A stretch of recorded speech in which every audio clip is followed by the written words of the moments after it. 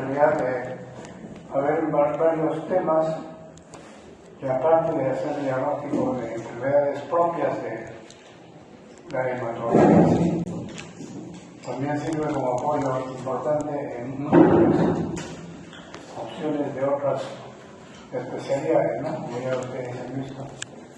Y por lo tanto también quiere conocer bastante de interpretación, sobre todo de pruebas complementarias. Entonces, vamos a tener durante estas 3 semanas opción de poder estudiar detalladamente. En la primera parte son las anemias, que ustedes ven, son anemias amplias, anemias nutricionales. Después hay una segunda parte que son las anemias hemolíticas, ¿no? Después ya vienen los problemas de las coagulopatías, ¿no? Problemas hemorrágicos. Luego vienen los tirones mieloproliferativos, ¿no? Donde están las leucemias, linfomas y algunas otras enfermedades asociadas. Entonces vamos a empezar hoy día. La primera parte es introductoria, sobre todo, para recordar sobre todo algunos temas fisiológicos o embriológicos, ¿no? Que puedan apoyarnos. Entonces, por favor, si tuvieran alguna pregunta o no entendieran algo, pueden interrumpir la clase con toda confianza. Y lo que sí les quiero pedir es que por lo menos para las clases teóricas, en la medida de lo posible, tienen que estar presentes. Salvo de que por alguna razón muy especial ustedes con la delegatura conversen y puedan solicitar que en algunas ocasiones se puede hacer más virtual, ¿no? Pero el SILABUS inicialmente está planteado como que sean actividades presenciales.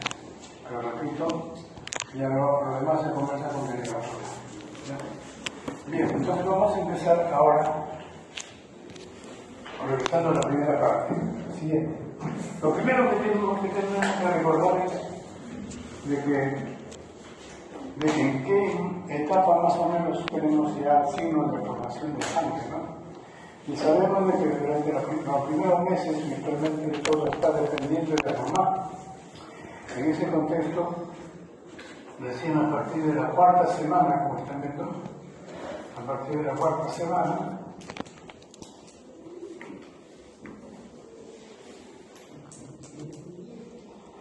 ¿no? En la 4ª semana, más o menos, de la etapa urinaria, empiezan a aparecer los primeros indicios de tejido sanguíneo en saco viteliano. O sea, luego de toda la etapa urinaria, el órgano hematopoyético es el saco viteliano. Ya pasando a la etapa fetal, ¿no? Luego de hasta los 6 meses, actúan directamente el vaso y el hígado. Y a partir del 6º mes, virtualmente ya empieza a formarse en medio de la ósea, dentro de los huesos, ¿no? Y va a ser el órgano único que va a defender y va a proyectar la formación del tejido hematopoyético hasta finales de la vida, ¿no? Bastante importante. Lo siguiente. La otra cosa que queremos recordar es cómo es que se forman las células hematopoyéticas, ¿no? O sea, vamos a estudiar sangre, glóbulos rojos, plaquetas, leucocitos. ¿Cómo es el origen?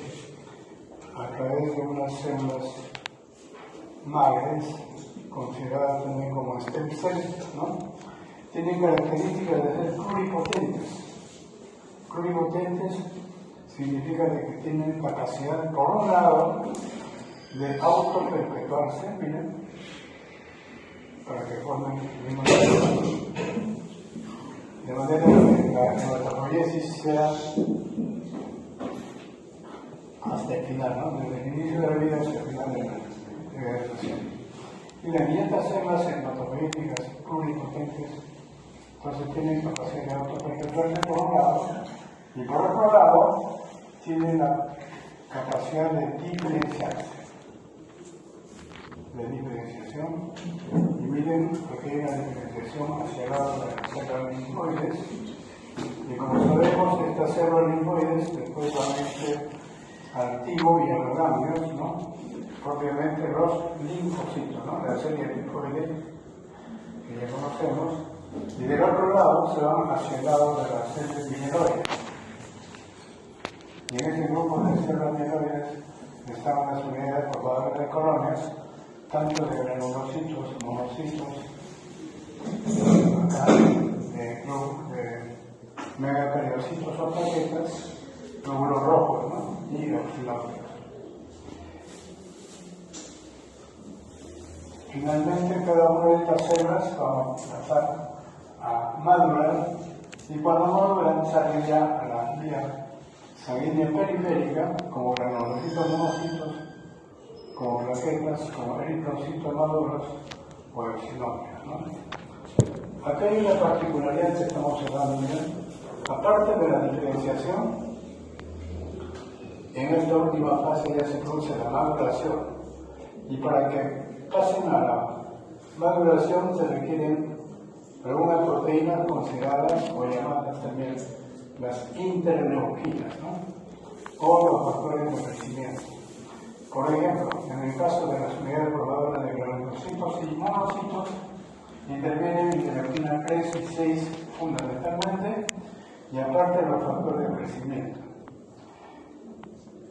de neutrófilos, ¿no? Entonces, al final van a madurar hacia granulocitos y también hacia los monocitos. Para el caso de las plaquetas, se va a necesitar la crombopoietina, ¿no? Especie de enzima que va a actuar directamente para madurar las plaquetas. Y en el caso de los glóbulos rojos, la eritropoietina, ¿no?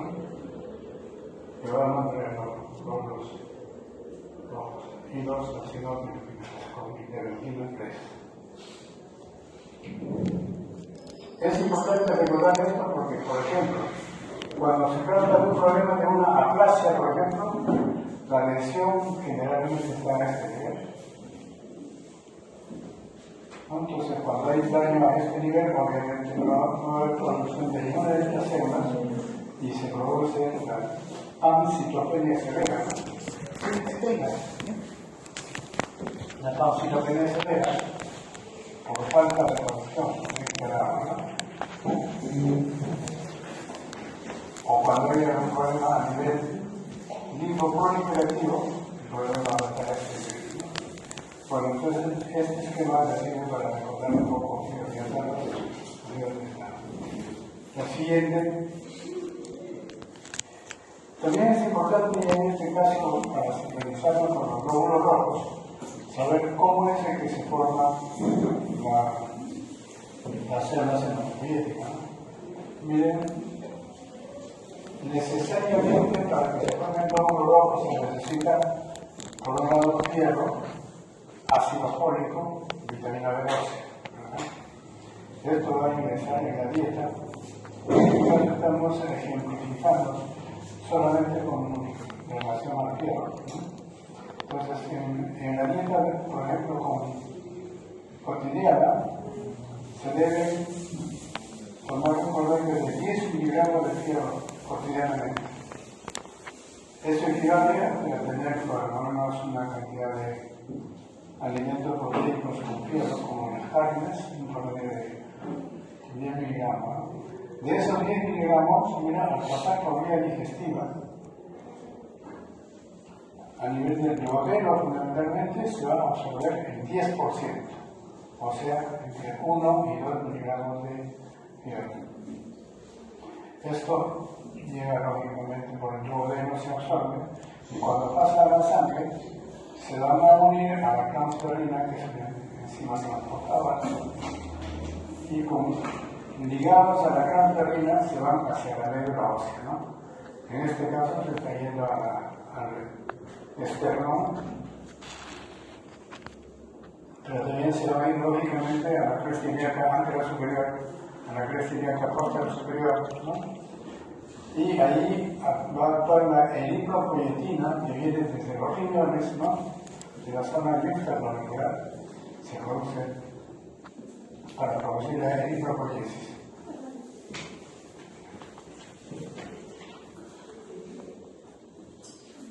Una vez ya formados los glóbulos rojos, estos glóbulos rojos van a tener un tiempo de vida media de 120 días. O sea, va a estar en la sangre cumpliendo su función de oxigenación de tejidos, ¿no? 120 días. Pasados los 120 días, estos glóbulos rojos ya se vuelven glóbulos rojos viejos, ¿no? Glóbulos rojos senescentes, y van a tener que ser retirados, ¿no?, de la circulación, sobre todo yéndose hacia los tejidos del res, hígado, vaso y los macrófagos de la médula ósea, ¿no? El fierro permanente. Y una parte de fierro nuevamente regresa al ciclo, y de esta manera se va retomando el resto de fierro, ¿no? Cualquier problema que vea acá a este nivel, por ejemplo, de falta en la dieta, disminución en la ingesta de fierro, obviamente va a producir anemia por deficiencia de fierro. O también cualquier problema que tenga por pérdidas, ¿no? Cuando hay pérdidas, puede ser un sangrado ginecológico, un sangrado digestivo, fundamentalmente, ¿no? Entonces, igualmente van a haber problemas de tipo de deficiencia de fierro. La siguiente. Y aquí quiero mostrarle los principales problemas que pueden presentarse dentro de la clínica hematológica, ¿no? Como ustedes saben, lo principal en un problema hematológico es un signo, ¿no?, que es la anemia, obviamente.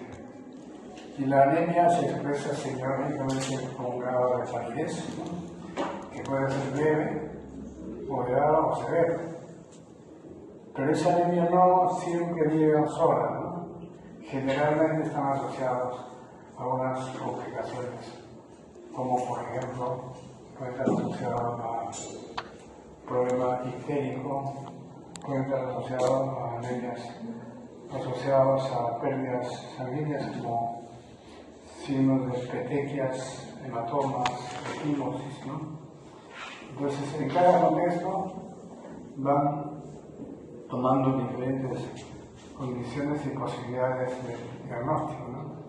Entonces, acá, por ejemplo, en la primera que están viendo, tenemos las anemias nutricionales.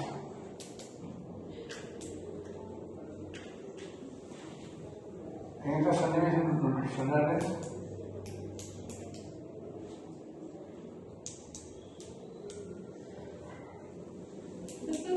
tenemos este puntero, como con la flechita pasa la diapositiva y con el medio es presiona al medio, al centro, y ahí está. Pero tiene que estar presionado. Ya. Miren, la anterior es acá. Ya está. ¿Para revisar? Sí. Ya. Entonces, en hematología, las primeras características de una anemia son, lógicamente, y las principales, ¿no? Una anemia carenciales, o sea, por deficiencia de vitamina B12, deficiencia de fierro o de ácido fólico. Dentro de todas, principalmente la anemia por falta de fierro, que es casi un 50% de la población, por lo menos en Perú y en muchos otros países pobres, también tenemos el 50% de pacientes que tienen anemia ferroquémica, ¿no? Entonces, es lo más frecuente. Y eso es importante tener en cuenta. Y estas anemias nutricionales tienen sus características etiológicas.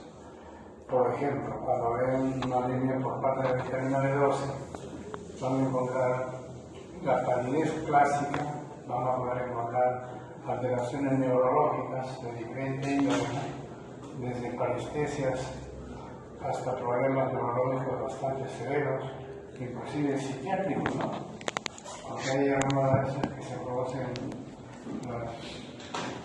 lo que se llaman las locuras megaloblásticas. Pacientes que son estrictamente, se presentan con clínica netamente psiquiátrica, sobre todo en personas mayores, ¿no? Entonces a veces se les confunde con una demencia senil o una psicosis. Lo mandan a un centro psiquiátrico y en el centro psiquiátrico de pronto empiezan a darle mejor dieta con vitamina B12 y de pronto en 1 o 2 semanas desaparece la psicosis, ¿no? Entonces es importante tener en cuenta estos signos asociados, ¿no? O cuando también tenemos pacientes que tienen signos de pica o signos de disfagia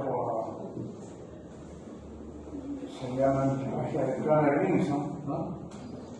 Por deficiencia de fierro también. Entonces es importante ustedes tienen que hacer esto primero la entrevista, ¿no? La entrevista del paciente.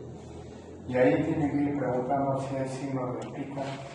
Tienen que ir en el examen clínico, tendrán que buscar necesariamente cómo están, si hay disfagia, pica, o si hay signos de coilonitia, ¿no? Para establecer posibilidades de diagnóstica. Por ejemplo, cuando hay, en este caso particular,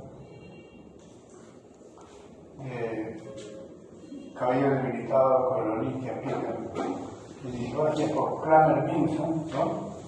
Entonces las posibilidades de anemia ferropénica son bastante posibles. Muchas veces con eso ya se puede hacer el diagnóstico clínico y pueden empezar tratamiento. Sobre todo ustedes que en 1 año por lo menos van a estar en serums, ¿no? Y lo que van a ver prácticamente su diagnóstico lo van a hacer con el paciente y nada más. No van a tener posibilidad de tener laboratorio, no van a tener la posibilidad de hacer masajes en retina ni mucho menos. Entonces por la clínica es importante. Entonces vamos a encontrar pacientes con cabello debilitado, coilonitia, pica. La pica es el deseo compulsivo de querer comer tierra, hielo, o sea, sustancias inertes, ¿no? Alguna vez en madera. No se sabe por qué, pero es un deseo compulsivo. Es un trastorno neuropsiquiátrico debido a la falta de piel. Entonces, eso lo entienden mucho ustedes, los niños que se van comiendo la tierra de las paredes, ¿no? Compulsivamente. Y en el fondo son niños con deficiencia de piel. Entonces, es importante tener estas cosas. La siguiente.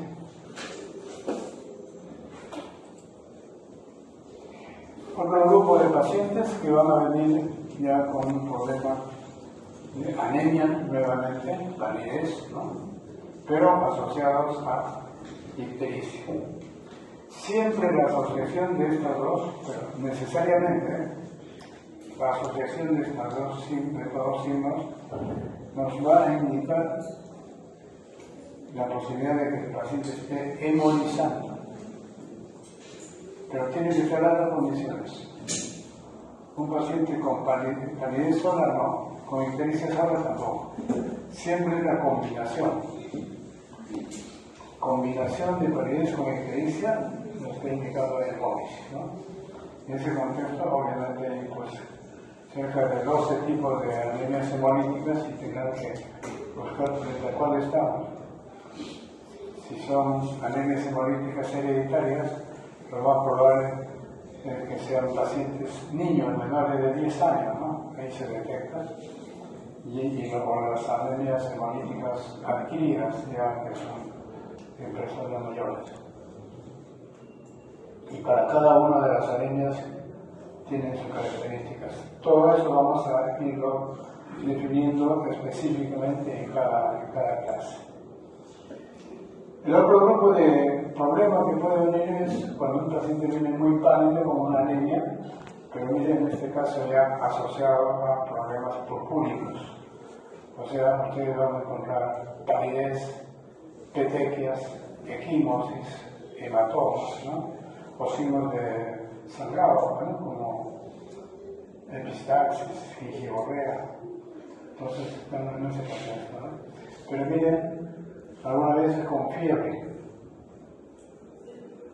Si hay anemia, si hay púrpura por plaquetas bajas o fiebre por leucocitos bajos, estaríamos frente a una pancitopenia, ¿no? Una pancitopenia, pero el paciente no tiene ganglios, tampoco tiene órganos crecidos, vísceras, ¿no? Visceromegálea. Entonces, alta posibilidad de que estemos frente a una anaplasia.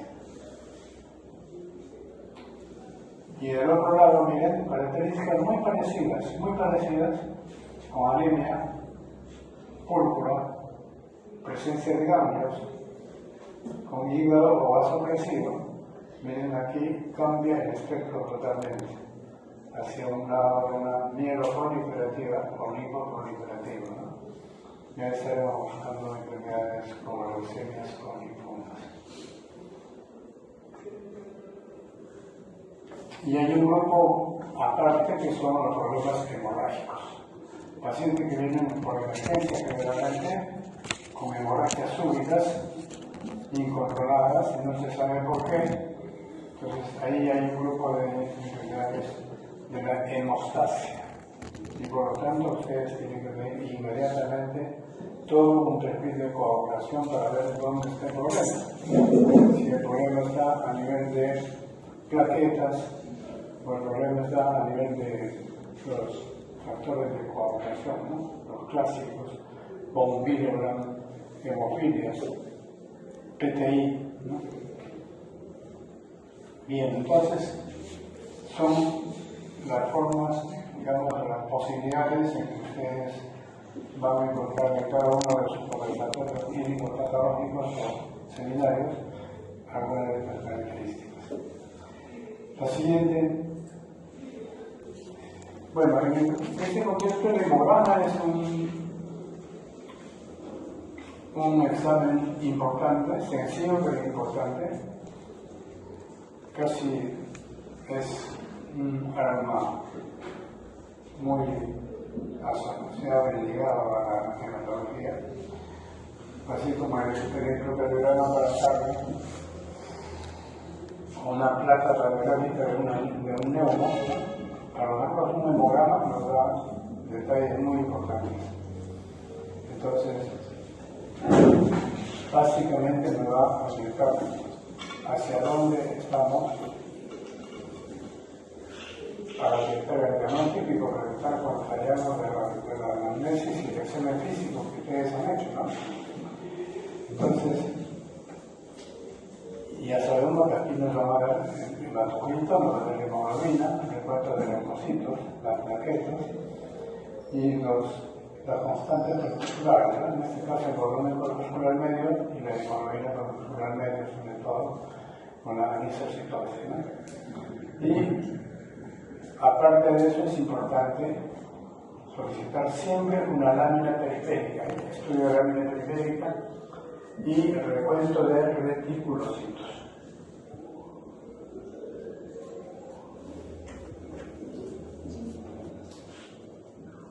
La siguiente. Estos valores ya ustedes lo tienen repetidamente, posiblemente, valores de hemoglobina, saber de que para adultos va entre 12 y 16 gramos, hematocrito 37-48, leucocitos de 5.000 a 10.000 por milímetro.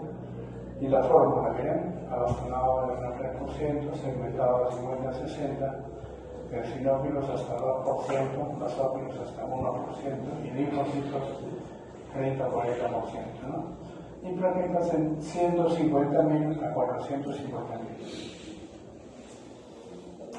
Entonces, todo parámetro que esté por debajo o por encima de estos valores, obviamente va a tener su expresión clínica, ¿no? Interpretación. La siguiente. Debajo de 12,5 gramos de hemoglobina es anemia. Y es importante tener en cuenta el volumen corporal, ¿no? De 80 a 100. Debajo de 80 estamos frente a una microcitosis, ¿no? Por encima de 100 una macrocitosis. Acá igualmente, hemoglobina corporal medio debajo de 32 es una hipocromía y por encima de 36 hipercromía. Anisocitosis hasta 14%. La hemoglobina por encima de 16, mira, ya estamos frente a una posibilidad de policitemia y hay que estudiarlo. Leucocitosis igualmente cuando está por encima de 1000, generalmente por infecciones asociadas con neutrofilia o la leucemia, ¿no? Con presencia de brazos en más de 20%, nos están indicando una leucemia aguda. Y plaqueta por debajo de 150.000, cromocitopenia. Plaqueta por encima de 450.000, trombocitosis esencial, ¿no? Es una neoplasia hematológica. Siguiente. Este es un caso clínico de Minen. O pasamos a la siguiente. Siguiente. Pásenlo. 7. Entonces, antes de empezar el conversatorio, el seminario, vamos a plantear qué cosa es una anemia según la OMS. En el año 2010 se reunió el grupo de la Organización Mundial de la Salud y han establecido los parámetros, ¿no? Para casos de varones adultos, hemoglobina debajo del 13 es anemia. Para mujeres adultas, debajo de 12 es anemia. Y para niños o niñas, ¿no? Hasta 12 años, debajo de 11 gramos es anemia. Teniendo en cuenta de que el hematocrito ideal promedio, ¿no? Para varones adultos 45%, hematocrito ideal promedio 40% para mujeres adultas y para niños 35%. Estos datos nos van a servir para cuando queramos hacer el índice de producción de grano, para hallar el índice de producción. Más adelante vamos a ver. Siguiente. Y antes de empezar ya las clases, necesitamos ver la clasificación de las anemias. En anemias hay dos tipos de clasificación. La clasificación fisiopatológica y la clasificación morfológica. La fisiopatológica es esta, miren, en la que tienen en cuenta el índice de producción de grano. ¿Qué es el índice de producción de grano? Como su nombre lo indica, es un índice que nos está dando a conocer cómo es que la médula ósea está produciendo o no células hematopoyéticas. Entonces, normalmente se considera un índice en personas que no tenemos anemia, ¿no? Que tienen aparentemente normal. Ese índice está entre 1 y 2 a 2,5 tope, normalmente. Pero cuando el índice de producción medular está debajo de 1, hay todo un grupo de anemia viendo aquí abajo. Significa que la médula ósea está produciendo muy poca cantidad de glóbulos rojos, células hematopoyéticas, ¿no? Entonces, en ese grupo se incluyen anemia carotépnica, anemia megaloblástica, ¿no? Y que son por deficiencias, o sea, las anemias nutricionales, ¿no? También está la anemia por insuficiencia medular, o sea, una aplasia medular o una displasia, donde la médula está literalmente quemada, ¿no? Entonces vamos a producir ese tipo de anemias con bajo índice de producción de grano. O también las infiltrativas. Es una médula ósea donde cualquier neoplasia a nivel de cualquier órgano, llámese hígado, páncreas, estómago, colon, próstata, pueden hacer invasión a la médula ósea, entonces invaden toda la médula y hacen de que disminuya la capacidad de producción. En ese grupo están las infiltrativas. Y en el otro grupo, miren, cuando el índice de producción medular está por encima de 2,5, entonces ahí están prácticamente todas las anemias hemolíticas. Todas. Lo que estoy indicando es que hay un momento en la destrucción periférica, o sea, en sangre periférica se está destruyendo los glóbulos rojos por la hemólisis, y en este caso es necesario estudiar qué tipo de hemólisis está dando, ¿no? Entonces hay una prueba importante que es el CUMS directo, ¿no? CUMS directo. Cuando es positivo, obviamente estamos frente a las anemias hemolíticas autoinmunes, sobre todo la anemia hemolítica autoinmune, la clásica, ¿no? Y en el otro lado, cuando el CUMS está negativo, son no inmunes, y ahí sí están la mayoría de enfermedades hereditarias, esclerocitosis, sickle-cell-anemia, talasemias, o las adquiridas, ¿no? Como la hemoglobinuria paroxística nocturna, las parasitarias, las microangiopáticas.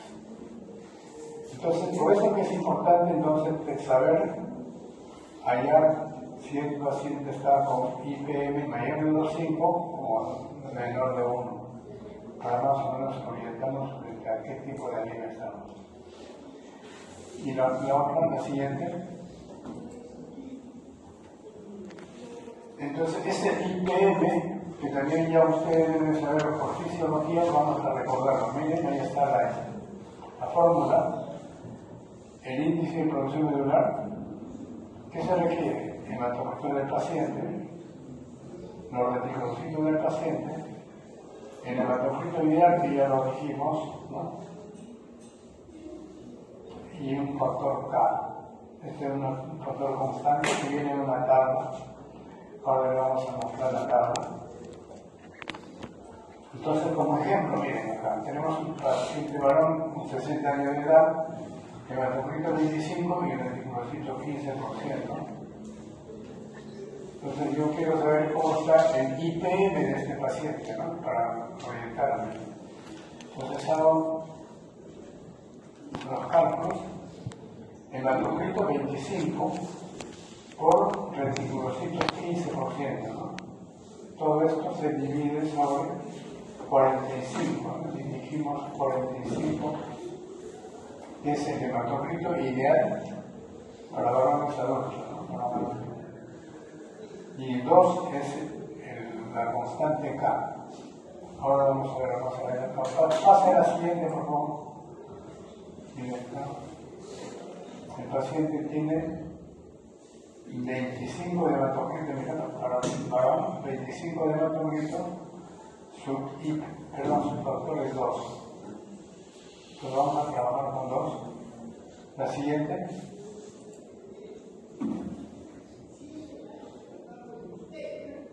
La siguiente. No, la anterior era la anterior. Anterior. No, pues la anterior.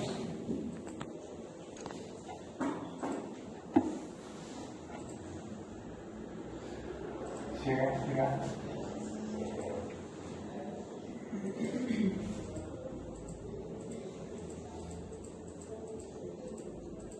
Ahí. La que pasó. ¿Tú le puedes hacer con el puntero? Hay una flechita a la izquierda. Una flechita. Pero no. Pues de claro que se puede. Ahí está. ¿Verdad? No debe conectar. Perfecto. La anterior. Ajá, sí, quita la flechita. Izquierda. Está pegado.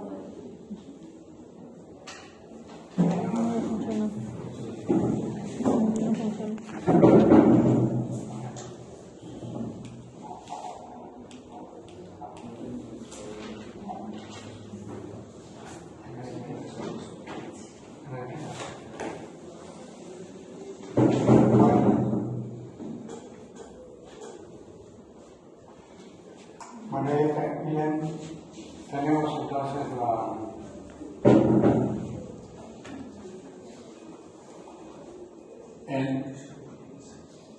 el factor 2. Entonces 45 por 2, ¿no?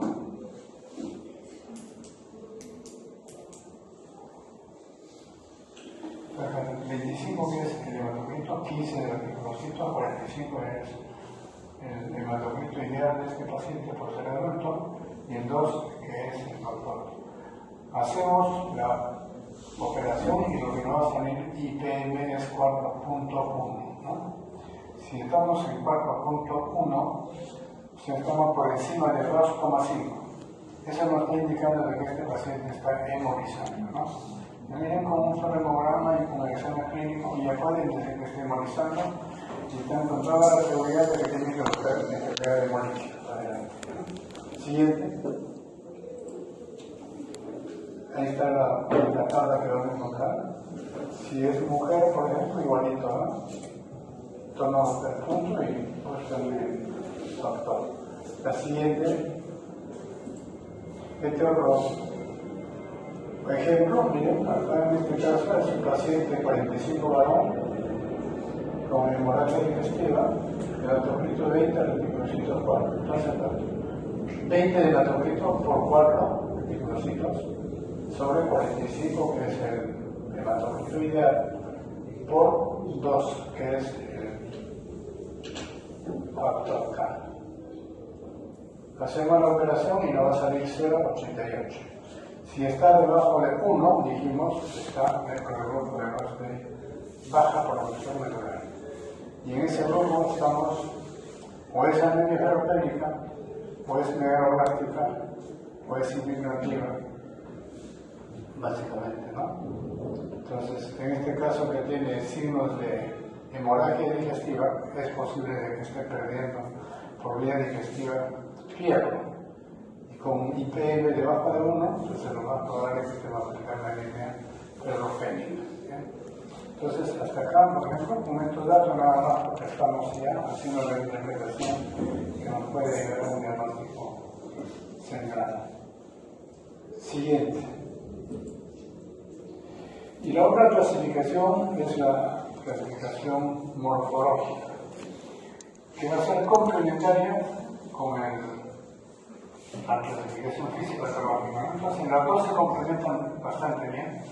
En este caso, básicamente se basa en que el volumen corpuscular medio de los glóbulos rojos, ¿no?, va entre 80 y 100, dijimos, entre 80 y 100, y en ese contexto todo lo que está por debajo van a ser microcíticas y todo lo que está por encima de 100 van a ser macrocíticas.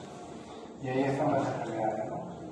Entonces, por ejemplo, una ferropénica siempre va a estar con volumen corpuscular de hasta 80.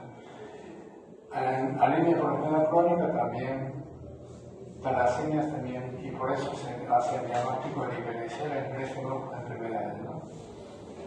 Y en la macrocítica, sí, fundamentalmente la megaloblástica por deficiencia de B12 o ácido fólico. Pero hay otras condiciones también que pueden confundir, como la mielodisplasia, las hemolíticas, problemas de hipotiroidismo, hepatópatas o el alcoholismo, ¿no? La anemia megaloblástica, cuanto más se aleje de 100 hacia arriba, obviamente va a ser más posible de que sea megaloblástica por falta de B12 o ácido fólico. ¿Ya? Entonces tengan en cuenta todos estos datos para cuando hagamos las interpretaciones en los seminarios. Siguiente, creo que es la última. Sí. ¿Alguna pregunta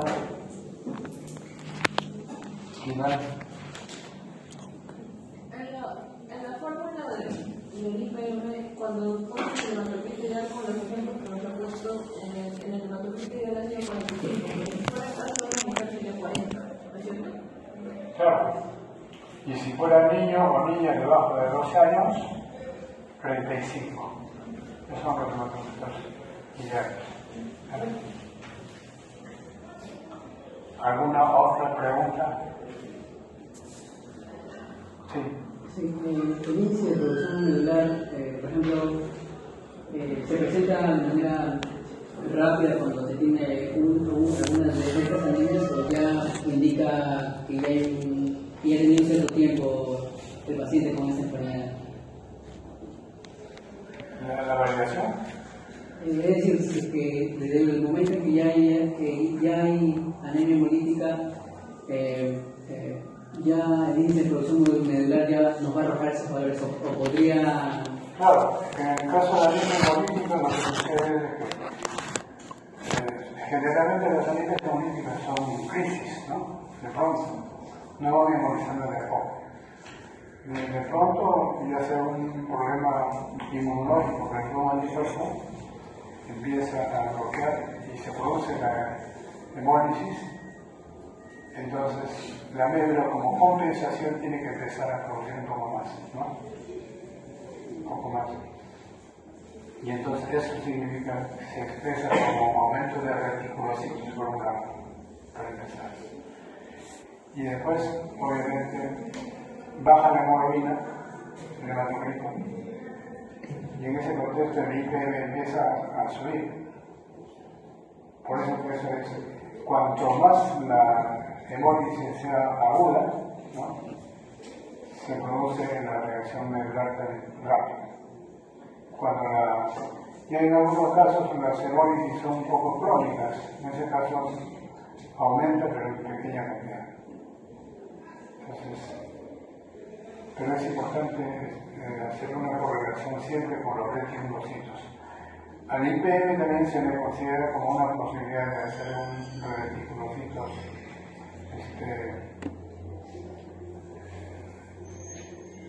Si por ejemplo están los reticulocitos en 12, necesitamos corregirlos, ¿no? Entonces se considera como unos reticulocitos corregidos.